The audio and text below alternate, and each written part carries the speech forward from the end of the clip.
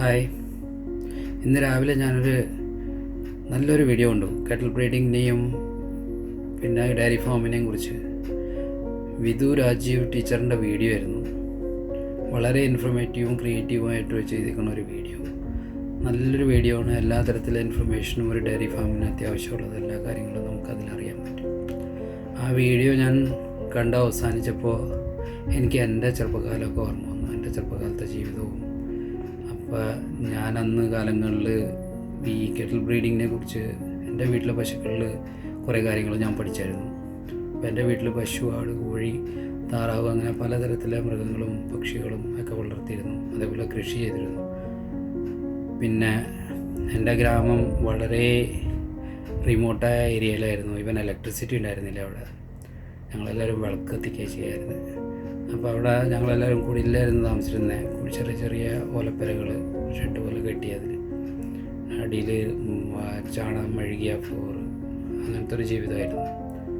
അപ്പോൾ ഞങ്ങളുടെ വീടിൻ്റെ പണിക്ക് ചിലപ്പോൾ ഓല, ചിലപ്പോൾ അതിൻ്റെ വാരികൾ എല്ലാം ഇങ്ങനെ ഇടയ്ക്കിടയ്ക്ക് ചീത്തായി പോകും. പിന്നെ അത് വെട്ടിയിട്ടാണല്ലോ വീടുണ്ടാക്കുന്നത്. അപ്പോൾ അത് വെട്ടാനായിട്ട് കാട്ടിൽ ആ ഗ്രാമത്തിലുള്ള എല്ലാവരും കൂടിയും ആണുങ്ങൾ, വലിയൊരു മൂത്തവർ, മുതിർന്നവർ, മൂപ്പന്മാരെല്ലാവരും കൂടെ പോകും. എന്നിട്ട് കാട്ടിൽ നിന്ന് ഇല ഇതൊക്കെ വെട്ടി ആർക്കൊക്കെ എന്തൊക്കെ എത്ര ഭാരം എടുക്കാൻ പറ്റുമോ അത്രയും ഭാരം ചുമന്ന് വരും.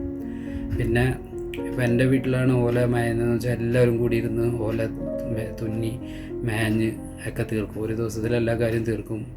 എല്ലാവരും കൂടി ഒരു തമാശ കളി ചിരി പോലെ അത് തീരും. അതേപോലെ അടുത്ത ആളുടെ വീട്ടിൽ പോകുമ്പോൾ എല്ലാ ആൾക്കാരും അങ്ങോട്ട് ചെല്ലും, അവിടെ ചെന്ന് അത് തീർക്കും. അങ്ങനെ അപ്പോൾ അങ്ങനെ ഞങ്ങൾ മീൻ പിടിക്കാൻ പോവും, പല കാട്ടിൽ തേനെടുക്കാൻ പോവും, അങ്ങനെ കുറേ കാര്യങ്ങളിൽ ചെയ്യുമായിരുന്നു. അപ്പോൾ കാട്ടിൽ പോകുമ്പോൾ എപ്പോഴും ഈ മൂപ്പന്മാർ പറയുന്നൊരു കാര്യം എന്ന് വെച്ചാൽ കറുത്തവാവിന് പോവുക, വെളുത്തവാവിന് പോകണ്ട, അങ്ങനെയൊക്കെ. അപ്പോൾ ഈ കറുത്തവാവ്, വെളുത്തവാവ് 95% വർക്കുകൾ അവിടെ ഗ്രാമത്തിൽ നടക്കുന്നതെല്ലാം ഈ കറുത്തവാവും വെളുത്തവാവും ക്ലൈമറ്റും വെതറൊക്കെ നോക്കിയിട്ടാണ്.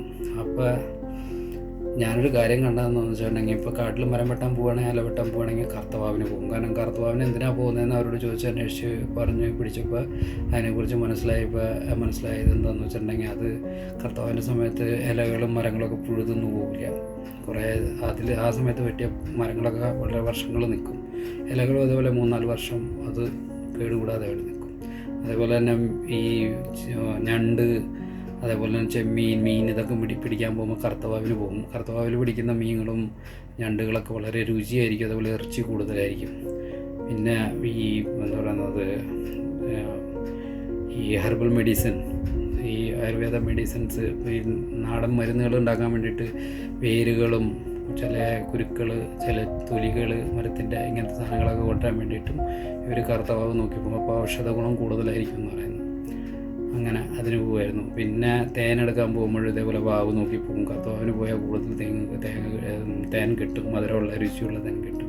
ഇങ്ങനെയൊക്കെ പലതരത്തിലെ വിശ്വാസങ്ങൾ. ഇതൊക്കെ കണ്ടും കേട്ടും ഇങ്ങനെ വളർന്നുകൊണ്ടിരുന്നപ്പോൾ എനിക്ക് ഇതിൻ്റെ മുകളിൽ ഭയങ്കര ഒരു ഡൗട്ടൊക്കെ തോന്നാൻ തുടങ്ങി. അതേപോലെ തന്നെ ഇതൊരു എക്സ്പെരിമെൻ്റലി ഇത് ചെയ്ത് നോക്കണം എന്നൊക്കെ പറഞ്ഞു. മുരിങ്ങയില കറി വയ്ക്കുന്നത് കറുത്തവാവിനെടുത്താൽ ഭയങ്കര കയ്പ്പിത്തിരി കൂടുതലായിരിക്കും. അത് വെളുത്തവാവിനെടുത്ത് കഴിഞ്ഞാൽ കയ്പ്പിത്തിരി കുറവായിരിക്കും. അങ്ങനെയൊക്കെ കുറേ കാര്യങ്ങൾ വളരെ രസമായിരുന്നു. അപ്പോൾ ഈ കാര്യങ്ങളുടെ ഇടയിൽ എൻ്റെ വീട്ടിൽ കുറേ പശുക്കളൊക്കെ ഞങ്ങൾ വളർത്തുന്നതുകൊണ്ട് എനിക്ക് എപ്പോഴും ഈ പറയുന്ന കറുത്തവാവും വെളുത്തവാവും ഉണ്ടായിരുന്നതുകൊണ്ട് എൻ്റെ ബുദ്ധിയിലും ഇതിരിപ്പുണ്ടായിരുന്നു. അപ്പോൾ വീട്ടിൽ പശുവിനെ ചോട്ടിക്കുന്ന ദിവസം, ഈ ബ്രീഡ് ചെയ്യിപ്പിക്കുന്ന ദിവസം, ക്രോസ് ചെയ്യിപ്പിക്കുന്ന ദിവസം എഴുതിയിടും. അപ്പോൾ അത് എഴുതിയിടും. അപ്പോൾ അതിന് വേണ്ടിയിട്ട് അത് എഴുതിയിടുന്നത് കലണ്ടറിൽ. അപ്പോൾ കലണ്ടറിൽ കറുത്തവാവ്, വെളുത്തവാവ്, മനോരമ, മാതൃഭൂമി കലണ്ടറിൽ ഇങ്ങനെ കറുത്ത ഡോട്ടായിട്ട് സർക്കിൾ ചെയ്തിട്ട് കറുത്തത്, ഒരു സർക്കിളായിട്ട് ഇത് ചെയ്തേക്കുന്ന വെളുത്തവാവ്, അങ്ങനെ കാണിക്കുമായിരുന്നു. അപ്പോൾ അതൊക്കെ നോക്കിയിട്ടായിരുന്നു ഇത് കലണ്ടറിൽ എഴുതുന്നത്. അപ്പോൾ കലണ്ടറിൽ ഇത് ഞാൻ കാണുമ്പോൾ, എഴുതുന്ന സമയത്ത്, നോട്ട് ചെയ്യുന്ന സമയത്ത് ഞാൻ ഇത് കാണും. അപ്പോൾ എൻ്റെ മനസ്സിൽ വന്ന് ഇത് നോട്ട് ചെയ്യുന്നു. അങ്ങനെ കോളംസ് ഒക്കെ വരച്ചിട്ട് അതിൽ ഏറ്റവും ആദ്യം ഇവറ്റുങ്ങൾ ചവിട്ടിക്കുന്ന ഡേറ്റ്, അത് കഴിഞ്ഞാൽ പിന്നെ ഏത് വാവ്, അത് കഴിഞ്ഞ് പശുവിൻ്റെ പേര്, ഏത് വീട്ടിലെ പശു, അത് കഴിഞ്ഞ് പ്രസവിച്ച് കഴിയുന്ന ഡേറ്റ്, പ്രസവിക്കുന്ന ഡേറ്റ്, പ്രസവിച്ച് കഴിയുമ്പോൾ ഏത് പശുക്കുട്ടിയാണോ മൂരിക്കുട്ടിയാണോ, അങ്ങനെ കുറേ ഡീറ്റെയിൽസ് അതിൽ എഴുതുമായിരുന്നു. എല്ലാ ക്രോസിങ്ങിൻ്റെ എഴുതി വയ്ക്കുമായിരുന്നു. എല്ലാ ചവിട്ടിക്കുന്ന സമയത്ത് എല്ലാ പശുക്കളുടെ. അപ്പോൾ ഗ്രാമത്തിലുള്ള കുറേ പശുക്കൾ ഞങ്ങളുടെ വീട്ടിൽ കൊണ്ടുവരുന്നു. കാരണം ഞങ്ങളുടെ വീട്ടിലൊരു വലിയൊരു ജേഴ്സി മൂരി ഉണ്ടായിരുന്നു. ജേഴ്സി സിന്ധി പശുക്കളായിരുന്നു കൂടുതലും ഞങ്ങളുടെ വീട്ടിൽ. അപ്പോൾ ജേഴ്സി മൂരി ഉണ്ടായിരുന്നു. അത് നല്ല ഉഷാർ, നല്ല വലിയൊരു വലുപ്പമുള്ള മൂരി. അതിന് മുട്ടയൊക്കെ കൊടുത്താണ് വളർത്തിയിരുന്നത്. കാരണം ആരോഗ്യത്തിനും പ്രോട്ടീൻസും കാര്യങ്ങളൊക്കെ കിട്ടാൻ വേണ്ടിയിട്ട്, കാൽഷ്യമൊക്കെ കിട്ടാൻ വേണ്ടി. അപ്പോൾ ആ മൂരീനെ കൊണ്ടാണ് ചവിട്ടിച്ചു. അപ്പോൾ ഈ നാട്ടിലുള്ള എല്ലാ പശുക്കളുടെയും ചവിട്ടിക്കുന്ന ഡേറ്റും കാര്യങ്ങളും എനിക്ക് കിട്ടുമായിരുന്നു. എന്നിട്ട് ഇത് ഞാൻ നോക്കുമായിരുന്നു, 250 ദിവസം 55 ദിവസത്തിൻ്റെ ഇടയിൽ ഇത് പ്രസവിക്കും. ആ സമയങ്ങളിൽ ഞാൻ ആ വീട്ടിൽ പോയിട്ട് ചോദിക്കും പശു പ്രസവിച്ചോ എന്താണെന്ന്. അപ്പോൾ അവർ പറയും അത് പ്രസവിച്ചു. അപ്പോൾ ഞാൻ ചോദിക്കും എന്താ കുട്ടി എന്ന് ചോദിക്കുമ്പോൾ അവർ പറയും പശുക്കുട്ടിയാണെങ്കിൽ പശുക്കുട്ടി, മുരിക്കുട്ടിയാണെങ്കിൽ മുരിക്കുട്ടി. അപ്പോൾ ഞാൻ വന്നത് എൻ്റെ ഡയറിയിൽ ഇവിടെ നോട്ട് ചെയ്യുമായിരുന്നു. അങ്ങനെ നോട്ട് ചെയ്ത് ഡാറ്റ കളക്ട് ചെയ്ത് പോയിക്കൊണ്ടിരുന്നു. ഇപ്പോൾ 10 വയസ്സുള്ളൂ എനിക്ക്. അപ്പോൾ 10 വയസ്സ് സമയം തുടങ്ങിയതാണ് ഈ പരിപാടി. അപ്പോൾ ഞാനിങ്ങനെ 8ാം ക്ലാസ്സിലൊക്കെ എത്തിയപ്പോൾ 2-3 വർഷം കഴിഞ്ഞപ്പോൾ സ്കൂളിൽ ടീച്ചേഴ്സ് സയൻറ്റിസ്റ്റിനെ കുറിച്ചും പല സയൻറ്റിസ്റ്റുമാരെ കുറിച്ചും ഐസക് ന്യൂട്ടൺ, ചാൾസ് ഡാർവിൻ, അതേപോലെ പലരെയും കുറിച്ചും തോമസ് ആൽവ എഡിസണിനെ കുറിച്ചൊക്കെ ഇങ്ങനെ പറയുമല്ലോ. അപ്പോൾ പറയും, അതൊക്കെ കേൾക്കുമ്പോൾ എനിക്ക് തോന്നും ഞാനും ഒരു ദിവസം ഒരു സയൻറ്റിസ്റ്റ് ആവും അങ്ങനെയൊക്കെ. പിന്നെ ഈ ഡാറ്റ കളക്ട് ചാൾസ് ഡാർവിൻ്റെ പീ പ്ലാന്റ് എക്സ്പെരിമെൻറ്റിനെ കുറിച്ചൊക്കെ വായിച്ചപ്പോൾ ഞാനും ഡാറ്റയൊക്കെ അങ്ങനെ തന്നെയൊക്കെ കളക്ട് ചെയ്യുന്നത്. അപ്പോൾ എനിക്ക് ഇതിൽ വളരെ ഇൻട്രസ്റ്റ് തോന്നി. ഞാനിതിനെ വളരെ ഉഷാറായിട്ട് കളക്ട് ചെയ്യാൻ തുടങ്ങി. അങ്ങനെ ഞാനിത് കളക്ട് ചെയ്ത് പോയിക്കൊണ്ടിരുന്നു, പഠിച്ചുകൊണ്ടിരുന്നു, ഇങ്ങനെ പഠിച്ച് മുന്നോട്ട് പോയിക്കൊണ്ടിരുന്നു.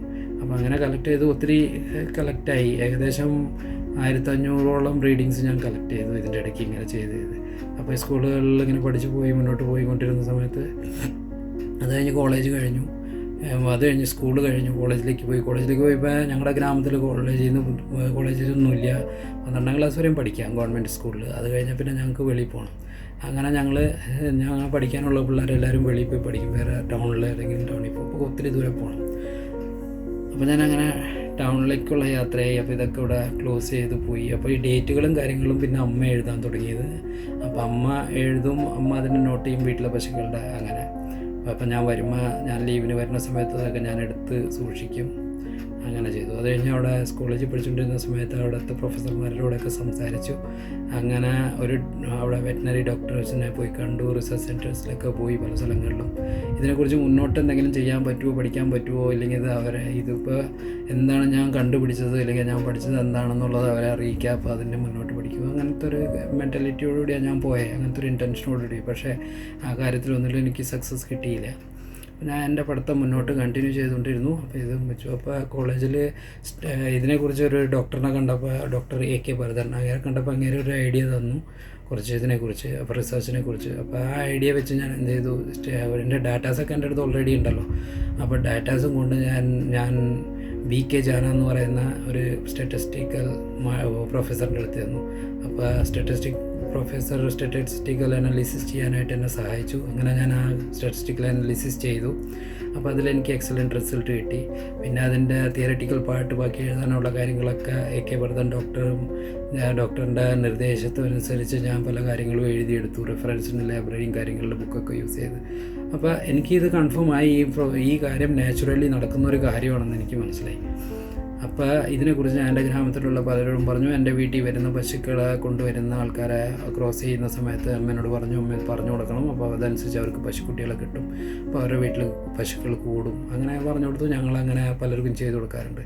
ഇതൊക്കെ പറഞ്ഞവരെല്ലാവരും സത്യത്തിൽ എന്നെ കളിയാക്കി ചെയ്തത്. എന്നെ ആരും അപ്രീഷിയേറ്റ് ചെയ്തില്ല. എല്ലാവരും പറഞ്ഞു ഇവൻ്റെ ഭ്രാന്താണെന്ന്. കാരണം ഇതിനെക്കുറിച്ച് പഠിക്കണമെങ്കിൽ നമ്മൾ വളരെ സൂക്ഷ്മമായിട്ട് പഠിക്കണം. പിന്നെ 1 വർഷം വരെയും കാത്തു നിന്നാലേ അതിൻ്റെ റിസൾട്ട് കിട്ടത്തുള്ളൂ.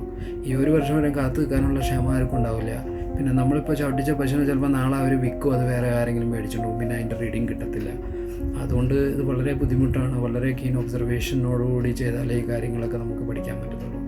അങ്ങനെ ഞാനതിനെ വളരെ കഷ്ടപ്പെട്ട് 1985 സ്റ്റാർട്ട് ചെയ്തു. 1995 വരെ ഡാറ്റ കളക്ഷൻ ചെയ്തു. അത് കഴിഞ്ഞ് 3 വർഷം ഇതിനെക്കുറിച്ച് പഠിക്കുകയും ഇതിൻ്റെ നോട്ട്സ് കാര്യങ്ങളൊക്കെ റെക്കോർഡ് ചെയ്യുകയും അതേപോലെ തന്നെ സ്റ്റാറ്റിസ്റ്റിക്കൽ അനാലിസിസ് ചെയ്യുകയൊക്കെ ചെയ്തു. അങ്ങനെ 98 ആയി. അത് കഴിഞ്ഞ് പിന്നെ ഞാൻ ഇതിനെ പതുക്കെ ഇതിൻ്റെ മുന്നോട്ടുള്ള പഠിക്കാനുള്ള കാര്യങ്ങളിലൊക്കെ എനിക്ക് അത്ര ഓപ്പർച്യൂണിറ്റീസ് കിട്ടാണ്ടായി കഴിഞ്ഞപ്പോൾ ഞാൻ ഇത് ക്ലോസ് ചെയ്തു. അത് പിന്നെ ഇത് ഞാൻ പെട്ടിക്കകത്തിട്ടു. പിന്നെ എൻ്റെ കൂട്ടുകാരും ഞാൻ അറിയുന്ന ആൾക്കാരും എപ്പോഴൊക്കെ കാണുമ്പോൾ ഡോക്ടേഴ്സിനും മറ്റുള്ള എഡ്യൂക്കേറ്റഡ് ആൾക്കാരെയൊക്കെ ഞാൻ അവരോട് ഷെയർ ചെയ്യാറുണ്ട് ഈ വിഷയത്തെക്കുറിച്ച്. ഇങ്ങനെ കർത്താവിന് ചവിട്ടിക്കുകയാണെങ്കിൽ പെൺകുട്ടി ഉണ്ടാവും, ഭർത്താവിന് ചവിട്ടിക്കുകയാണെങ്കിൽ ആൺകുട്ടികളുണ്ടാവും. പക്ഷെ ആരും അതിനെ വളരെ സീരിയസ് ആയിട്ട് എടുക്കാറില്ല, വളരെ ഇൻട്രസ്റ്റോടുകൂടി കേൾക്കാറില്ല. അപ്പം ഞാൻ അത് പറയാറില്ല. അങ്ങനെ വയ്ക്കും. അങ്ങനെ വെച്ചുകൊണ്ടിരുന്നു.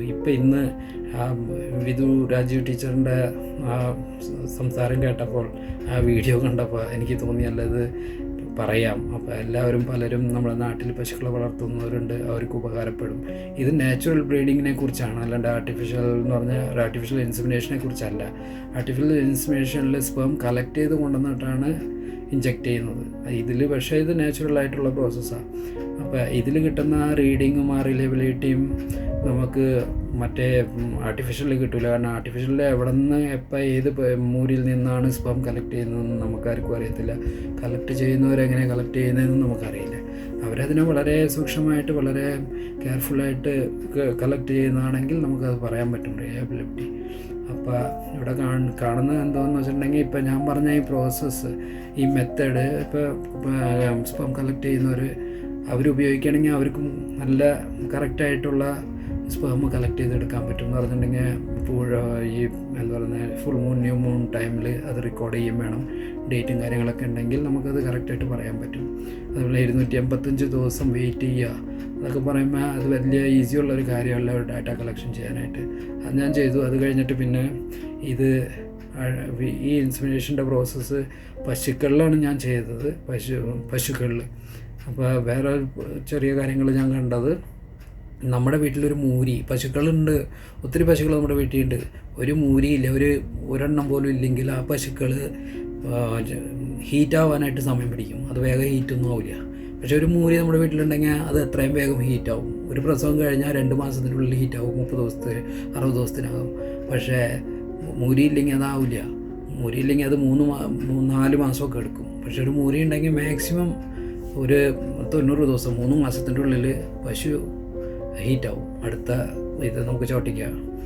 അങ്ങനെ അതുകൊണ്ടൊരു മൂരി വളരെ അത്യാവശ്യമാണ്. പറഞ്ഞാൽ നമ്മൾ വീട്ടിൽ നിർത്തണം എപ്പോഴും. നമ്മുടെ ഡയറി ഫാമിൽ ഒരെണ്ണം ഉണ്ടാവണം. അത് വളരെ അത്യാവശ്യമാണ്. അതുപോലെ ചെറിയ ചെറിയ അസുഖങ്ങളൊക്കെ വരുന്നത് നമ്മുടെ വീട്ടിൽ തന്നെ അത് നമുക്ക് തീർക്കാം. ഇത് നമ്മുടെ ഡയറി ഫാമിൽ നമുക്ക് തന്നെ അത് ക്യൂർ ചെയ്യാവുന്ന കാര്യമുള്ളൂ. ഞാൻ പശുവിനെ വളർത്തിയിരുന്ന ഗ്രാമത്തിൽ നിന്ന് 25-30 കിലോമീറ്റർ പോയിട്ട് ടൗണിൽ പോയാലാണ് ഡോക്ടറെ കിട്ടുള്ളൂ. അവിടെ നിന്ന് കൊണ്ടുവരുമ്പോഴേക്കും ചിലപ്പോൾ പശു പണി കഴിഞ്ഞിരിക്കും. അങ്ങനത്തെ അവസ്ഥയിലായിരുന്നു. അപ്പോൾ ഞാൻ ഇതിനെക്കുറിച്ച് റിസർച്ച് പോലെ ഒരു പഠനം നടത്തി. അതെൻ്റെ ചെറുപ്പകാലത്ത് കളിത്തമാശയായിട്ട് ഞാൻ ചെയ്തൊരു കാര്യമാണ്. അങ്ങനെ പല കാര്യങ്ങളെക്കുറിച്ച് നേച്ചറിനെ കുറിച്ച് ഞാൻ പഠിച്ചു. അപ്പോൾ പഠിച്ച സമയത്ത് എനിക്ക് കിട്ടിയ ഇൻഫർമേഷൻസ് പലതും വളരെ കൗതുകമുള്ള കാര്യങ്ങളാണ്, വളരെ ഇൻട്രസ്റ്റിംഗ് ആണ്.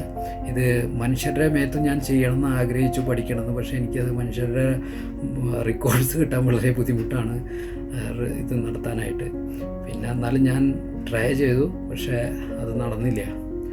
അപ്പോൾ ഇന്നത്തെ വീഡിയോയിൽ ഞാൻ ഇത് പറഞ്ഞത് നമ്മുടെ കാറ്റൽ ഫാമിംഗ് ചെയ്യുന്നവരും അതേപോലെ തന്നെ നമ്മുടെ സ്റ്റുഡൻസ് പഠിക്കുന്നവർ, റിസർച്ച് ചെയ്യുന്നവർ, അതേപോലെ തന്നെ ഈ സ്പേം കളക്ട് ചെയ്യുന്നവർ, ഇങ്ങനത്തെ ആൾക്കാർക്ക് എല്ലാവർക്കും, വെറ്റിനറി ഫീൽഡിലുള്ള എല്ലാ ആൾക്കാർക്കും വളരെ ഉപകാരപ്പെടുന്നതാണ്.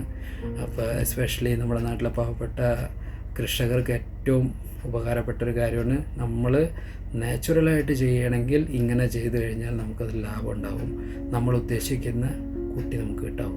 അതേപോലെ തന്നെ പ്രസവിച്ച് കഴിയുമ്പോൾ പശുക്കളുടെ മായി വീഴുന്നത് വളരെയധികം സൂക്ഷിക്കണം. അത് വീഴുന്ന അപ്പം തന്നെ കളക്ട് ചെയ്ത് മാറ്റണം. അത് എങ്ങാനും പശുക്കൾ തിന്നാൽ പശുക്കളുടെ പാല് തരുന്ന ക്ഷമത കുറയും. അതൊരു നാച്ചുറൽ മെത്തേഡാണ്, ട്രീറ്റ്മെൻറ്റാണ്. അത് കാട്ടിലൊക്കെ വളരുന്ന പശുക്കളൊക്കെ അത് അങ്ങനെ തന്നെ തിന്ന് പോകും. അത് തിന്നു കഴിഞ്ഞാൽ എന്താ പ്രശ്നം എന്ന് വെച്ചാൽ അത് തിന്നുന്നത് അതിൻ്റെ പാല് കൺട്രോൾ ചെയ്യാൻ വേണ്ടിയിട്ടാണ്. കുട്ടികൾ വളരുന്നതനുസരിച്ച് പാല് കുറഞ്ഞു വരും. അതിപ്പോൾ പശുക്കളുടെ കുട്ടികൾ പുല്ല് തിന്നേണ്ട പ്രായം ഒരു 4-5 മാസം ആകുമ്പോഴേക്കും പാല് കംപ്ലീറ്റ്ലി നിൽക്കും. അങ്ങനത്തെ പശുക്കൾ അത് മാറ്റി തിന്നു കഴിഞ്ഞാൽ. അതുകൊണ്ട് അത് തിന്നാണ്ട് സൂക്ഷിക്കണം. ഡയറി ഫാം നടത്തുന്നവരും പാലിന് വേണ്ടിയിട്ട് പശുക്കളെ വളർത്തുന്നവരും പ്രത്യേകം സൂക്ഷിക്കേണ്ട ഒരു കാര്യമാണ്. അപ്പോൾ ഇന്നത്തെ വീഡിയോ ഞാൻ ഇവിടെ അവസാനിപ്പിക്കുന്നു. ഇനി താങ്കൾക്ക്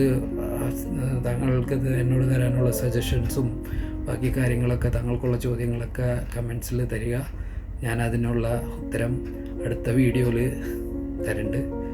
അപ്പോൾ താങ്ക് യു സോ മച്ച്. ഇത്ര നേരം എൻ്റെ സംസാരം കേൾക്കാൻ വേണ്ടി നിങ്ങളെല്ലാവരും ക്ഷമിച്ചതിന് വേണ്ടിയിട്ട് നന്ദി പറയുന്നു.